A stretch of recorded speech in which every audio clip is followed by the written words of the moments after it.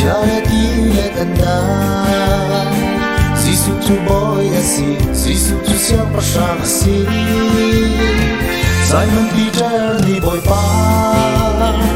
Zawin di chung aakal Si siya ki charity let Tommy Peter chu an pilte Ki charity let Thong han se Boy Sisu Christ ni atay di Nidin kan mong nag-ahar na Boy Sisu Christ ni atay di Boy Sisu Christ ni atay di Di chung ma Sisu akal Ki charity let anda Sisu tu boy asi Sisu tu siang pasang asi Simon Peter ni boy pa Zawin di chung aakal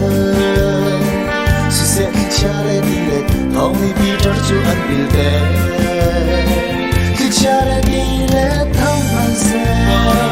Boy Sisu Christ ni atay di Nidin kan mong nag-ahar na Boy Sisu Christ ni atay di Boy Sisu Christ ni atay di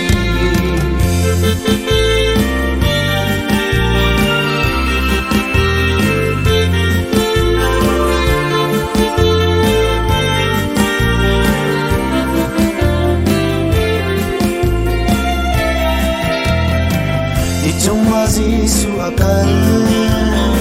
Ki charity let anda Sisu tu boy asi Sisu tu siang pasang asi Simon Peter ni boy pa Zawin di chung aakal Si siya ki charity let Tommy Peter chu an pilte Ki charity let Thong han se Boy Sisu Christ ni atay di Nidin kan mong nag-ahar na